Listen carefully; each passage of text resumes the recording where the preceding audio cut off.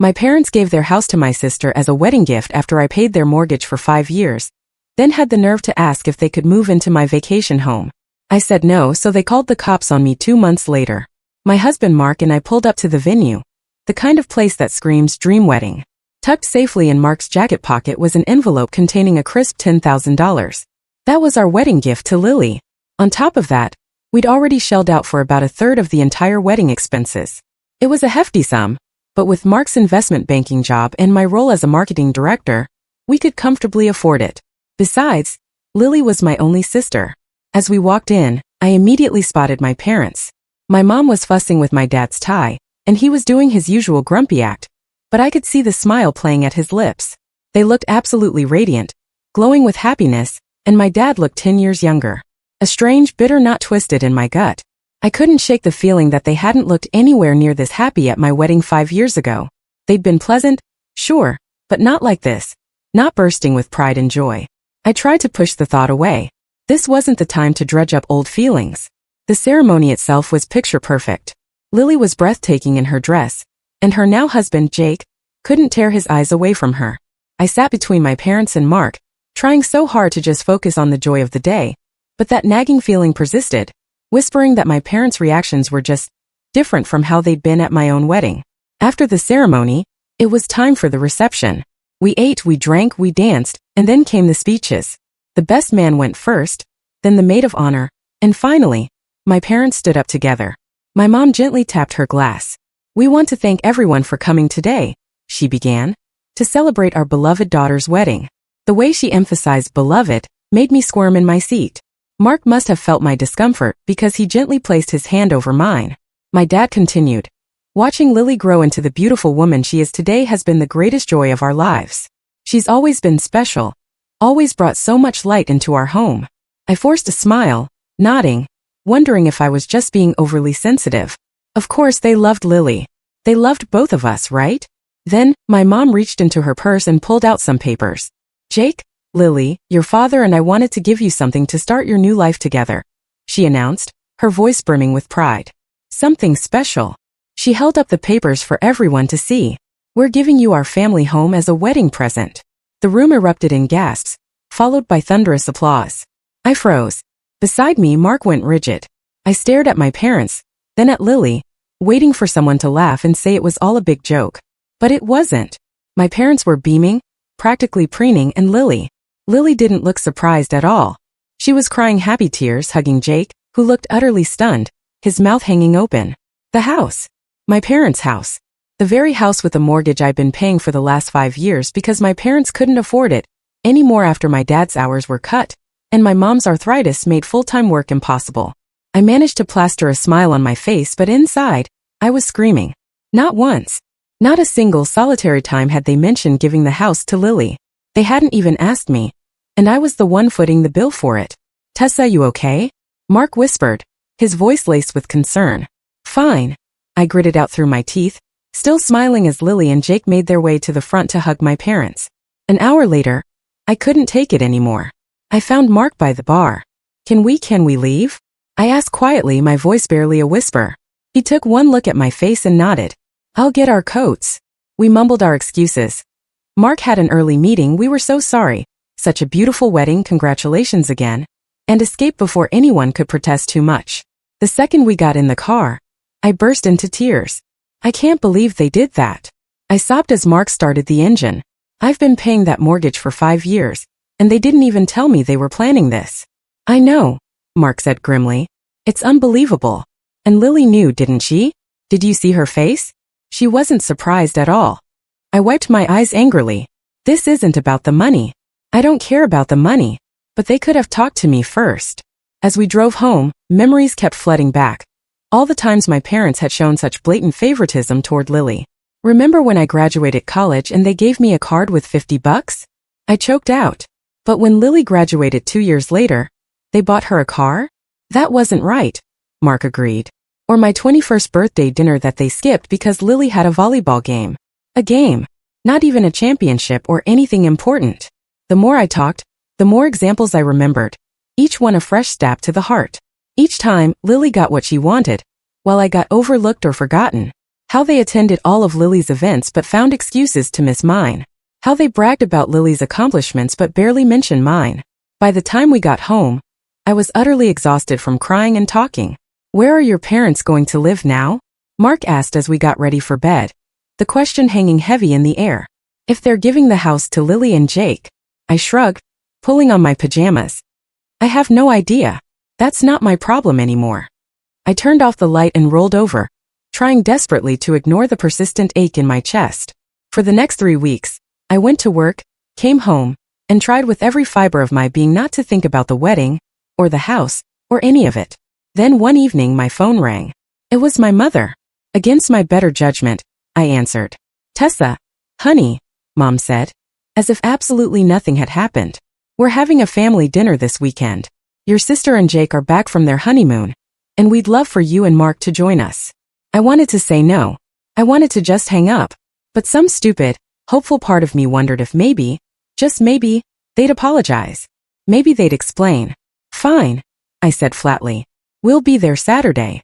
Saturday arrived far too quickly. When we pulled up, I noticed Lily's car in the driveway, along with my parents' old sedan. We walked up to the front door, and I hesitated before ringing the bell. It felt weird, not using my key. But this wasn't my parents' house anymore.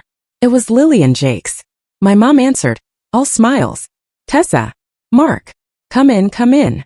She hugged me like nothing had happened, like she hadn't just given away the house I'd been paying for without even talking to me about it. I hugged her back stiffly.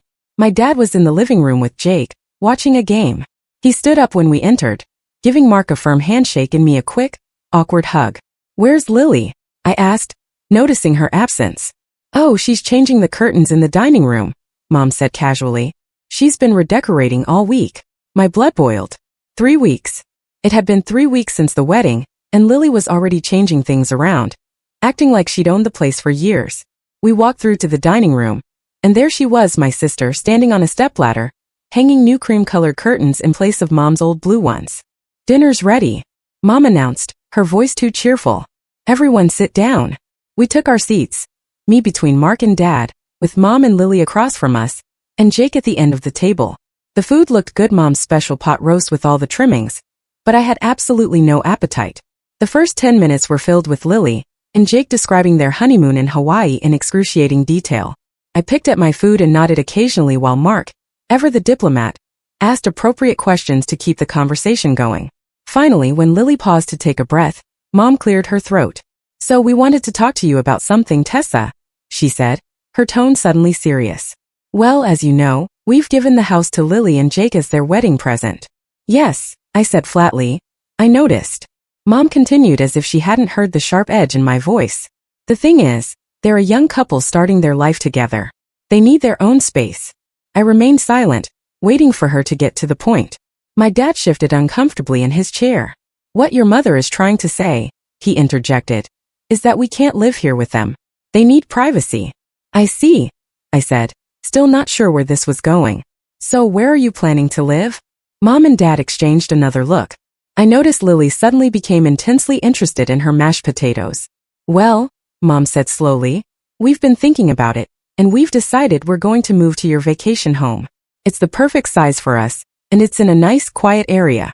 I set down my fork and knife carefully, the clink echoing in the sudden silence. The vacation home.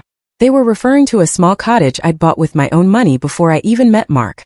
I'd saved for years to afford it, working overtime and weekends. It was my special place, somewhere I could go to escape the city, and occasionally, I let my parents use it when they wanted a weekend away.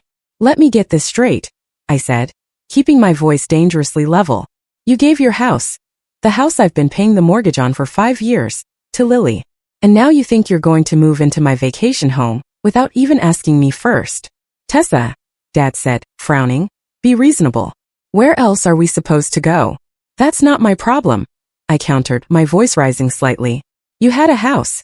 You gave it away without consulting me, even though I've been paying for it. And now you expect me to just hand over my vacation home to you. It's not like you use it that much, Lily chimed in, her voice annoyingly casual. I turned to her, unable to hide my anger any longer. Are you serious right now? It's my property. I bought it with my money. I get to decide who uses it and when. My mom's face had gone pale, You can't mean, you're not saying no, are you? That's exactly what I'm saying, I replied, my voice firm and unwavering. No. You are not moving into my vacation home. Not now. Not ever. The table fell silent, a heavy, suffocating quiet. Then, my mom's face crumpled. How can you do this to us? She cried, tears welling in her eyes. After everything we've done for you. We're your parents. Yes, I said, my voice low and steady. And as my parents, you might have thought to discuss this with me before giving away a house I was paying for and deciding to take over my property. You don't have the right to refuse us. Mom said, her voice rising, bordering on a wail. We have nowhere else to go now. You actually have your house, I pointed out, my gaze fixed on her. The one I've been paying the mortgage on for 5 years. But you gave it to Lily. So now it's your problem to figure out where to live. Lily slammed her hand on the table, making everyone jump. God, you're so cruel and greedy, she shrieked. You've always been jealous of me because Mom and Dad love me more. You've always been envious of our relationship. I stared at her, stunned by her outburst. Then, a sudden calm washed over me. I turned to her, a slow, deliberate smile forming on my lips. If Mom and Dad love you so much, I said, my voice deceptively soft, and you love them so much, then why don't you let them live here with you? This is a 4-bedroom house, plenty of room. Lily's mouth snapped shut. She looked away, suddenly finding her plate of mashed potatoes utterly fascinating. That's not the point, she mumbled. Jake and I need our privacy, and I need my vacation home, I countered, the calmness in my voice belying the fury simmering beneath. Sounds like we both have needs. My parents started talking over each other, a cacophony of accusations, telling me how wrong I was, how disappointing, how selfish. I stopped listening. I stood up and picked up my purse. Mark, I said, my voice clear and decisive. I think we're done here. The next day my phone exploded with messages and calls from my parents and Lily. I ignored them all. Some called me selfish, some begged me to reconsider. Some tried to guilt-trip me with reminders of everything they'd supposedly done for me over the years. I showed some of the messages to Mark, who just shook his head in disbelief. I think I need to block them for a while, I said, my voice weary. I can't keep reading these. Do what you need to do, Mark said, kissing the top of my head. Take care of yourself first. So I did. I blocked their numbers and social media accounts, at least temporarily. I needed space to think, to process everything that had happened. 2 weeks passed in blissful silence. No calls, no texts, no family drama. Mark and I fell back into our normal routine. Work, home, occasional dinners with friends who didn't try to steal my property. It was nice. I was at my desk, reviewing a marketing campaign, when my phone buzzed with an alert. I glanced down and felt my stomach drop. It was a notification from the security system at my vacation home. Motion detected. Front door opened. I quickly checked the app. Someone had used a key to unlock the front door but hadn't disabled the alarm system. The security company would be calling me any second to verify if this was authorized entry. Sure enough, my phone rang almost immediately. Miss Wilson, this is Safeguard Security. We've detected entry at your property on Pine Ridge Road. Is this authorized? No, I said firmly. I'm not there. And no one has permission to be there. Please send the police immediately. An hour later, my phone rang again. It was an officer from the local police department. Miss Wilson, this is Officer Rhea. Yes, we're at your property on Pine Ridge Road. We have 2 individuals here who claim to be your parents. They have keys to the property but admitted they don't have permission to be here. I closed my eyes, confirming my worst suspicions. Yes, I said, my voice tight. They are my parents, but they absolutely do not have permission to be in my house. I understand, the officer said. How would you like us to proceed? We can remove them from the property, but since they used a key rather than forced entry, it's a bit of a gray area for charges. I'll come up there, I decided. My husband and I can drive up now. We're about an hour away. The drive was tense. I alternated between simmering anger and sheer disbelief. How could they do this? After I explicitly told them no, they tried to move in anyway? Who does that? When we pulled up to my vacation home, there was a police cruiser in the driveway. 2 officers were standing outside, and sitting on the front porch steps were my parents, looking utterly miserable. Several suitcases and boxes were piled beside them. My father stood up when he saw us. Tessa, thank God you're here. Tell these officers there's been a misunderstanding. I got out of the car and approached the officers, ignoring my parents for the moment. Thank you for responding so quickly, I said. These are indeed my parents, but they do not have permission to be here. One of the officers nodded. Ma'am, do you want to press charges for trespassing? My mother gasped. Tessa, you wouldn't. I turned to look at her, my gaze unwavering. You broke into my house after I specifically told you no. What did you think would happen? We didn't break in, my father protested. We used the key you gave us. This is all your fault.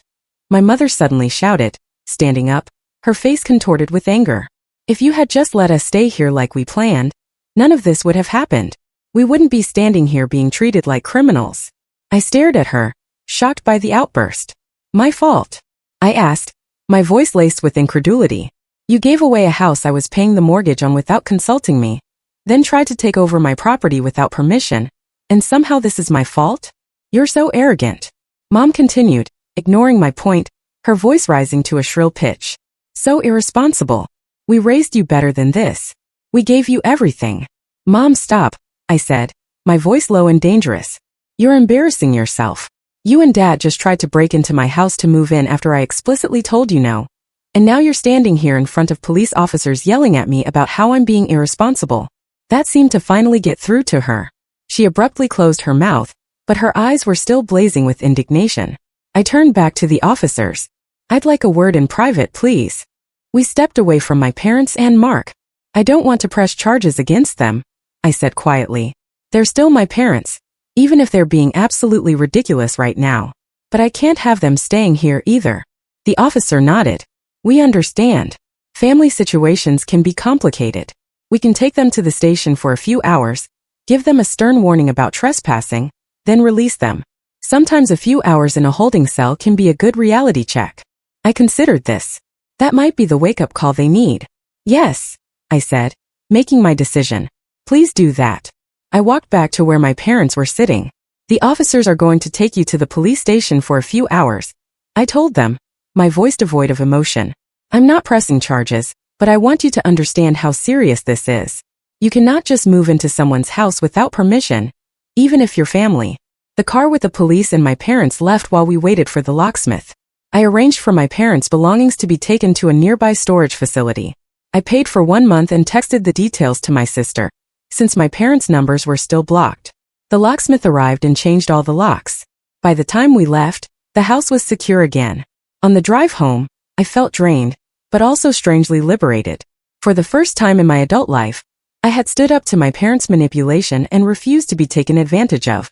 What do you think they'll do now? Mark asked as we neared our apartment. Probably go crying to Lily, I guessed, a bitter laugh escaping me. She can deal with them. She got the house. She can take the responsibility that comes with it. I wasn't naive enough to think this was truly over, though. Knowing my mother, she would find a way to make me look like the villain in all this. She always did. I was right. A week later, I opened Facebook to find a long, dramatic post from my mother. It had already gathered dozens of sympathetic comments from relatives and family friends. Today I learned what it means to be abandoned by your own child. It began. My husband and I, in our golden years, have been cast out like unwanted pets. Our eldest daughter, Tessa, had the police remove us from her vacation home like common criminals, leaving us with nowhere to go. The post went on, conveniently leaving out the fact that they had given their house to Lily, that I had been paying their mortgage for years, and that they had tried to move into my vacation home against my explicit refusal. As I scrolled through the comments, people calling me heartless, cruel, ungrateful, something inside me snapped. I started typing my own post in response. It was time for everyone to hear the whole truth. I've stayed silent about family matters until now. I wrote, my fingers flying across the keyboard. But since my mother has chosen to make our private issues public, I feel I need to share my side of the story. Here are the facts that were conveniently left out of my mother's post. For the past 5 years, I have been paying the mortgage on my parents' house because they couldn't afford it due to health issues and reduced work hours. I did this willingly because they're my family and they needed help. 3 weeks ago, at my sister Lily's wedding, which I also helped pay for, my parents announced they were giving their house, the one I've been paying for, to my sister as a wedding gift. They did this without consulting me or even giving me a heads up. When I finally spoke to them after the wedding, they informed me that they had planned to move into my vacation home. Again, without asking me first. They had apparently worked this all out with my sister before her wedding. She would get their house, they would take my vacation property. When I refused to let them move into my vacation home, they attempted to move in anyway. They used a spare key I had given them for emergencies and triggered the security system. That's why the police were involved. I didn't have them arrested, despite what my mother's post suggests. I did have the police remove them from my property because they were trespassing. I then paid for a storage unit for their belongings. If my parents need a place to stay, perhaps they should ask my sister, who now owns a 4-bedroom house thanks to them, and me, since I paid for it. I added a final powerful paragraph. I've always done my best to help my family, but I won't be taken advantage of or painted as a villain for refusing to give up my property after already paying for theirs. Family goes both ways. It's about mutual respect, not just taking whatever you want because we're family. I hit post before I could second-guess myself. Mark read it over my shoulder and gave me a thumbs up. The response was immediate. Comments started rolling in from cousins, aunts, uncles, even some of my parents' friends. But unlike the comments on my mother's post, these were supportive. I had no idea you were paying their mortgage. That's so unfair of them. Wait, they gave away a house you were paying for? I should have felt vindicated, but mostly, I just felt tired. This whole situation was exhausting, and broadcasting it publicly didn't exactly feel great, even if I was just defending myself. 2 days later, my cousin Jessica called me. Hey, she said. I wanted to check on you. Your parents tried to go back to their house. I mean Lily's house now, but she wouldn't let them in. I sat up straighter. Seriously? Yeah, apparently she told them it's her house now and there's no room for them. They're staying in some crappy apartment now, and your mom had to go back to working full-time to afford the rent. I didn't know how to feel about that. Part of me thought they deserved it. This was the situation they had created for themselves. But another part of me still felt a pang of sympathy. They were still my parents, even if they had treated me so unfairly. After we hung up, I told Mark what Jessica had said. It's just karma, he remarked, ever pragmatic. Yeah, I agreed. But I don't feel as satisfied as I thought I would. That's because you're a good person, Tessa, he said, pulling me close. Unlike some people we could mention. Over the next few weeks, my parents tried to contact me several times. I saw their names on my phone, but I couldn't bring myself to answer. I wasn't ready. The hurt was still too fresh. One night, as Mark and I were getting ready for bed, he asked me, "Do you think you'll ever forgive them?" I thought about it. Maybe someday, I said. Not for their sake, but for mine. Carrying around all this anger isn't healthy. And Lily, he prompted. I sighed. That's more complicated. She knew what they were planning. She was part of it. And then she turned them away when they needed her. At least you know where you stand now, Mark said, pulling me closer. No more illusions about who's important to them and who isn't. He was right. As painful as this whole experience had been, it had torn away the pretense. I'd spent years trying to win my parents' approval, trying to be as special as Lily was to them. Now I knew that was never going to happen. And strangely, that knowledge was freeing. The next morning, I saw another call from my mother. This time, I let it go to voicemail. Tessa. Her voice was different now, smaller, less demanding. We made a mistake. A big one. I know you're angry and you have every right to be, but please call us back. We need to talk. I deleted the message without calling back. Maybe someday I'd be ready to hear their apology, if that's what they were offering. Maybe someday I'd be ready to have them back in my life on new terms, with clear boundaries. But not today. Today, I was still learning how to put myself first, something I should have done a long time ago. As for my vacation home, I decided to list it for rent. The extra income would be nice, and I liked the idea of the place being used and enjoyed, rather than sitting empty as a constant, painful reminder of everything that had happened.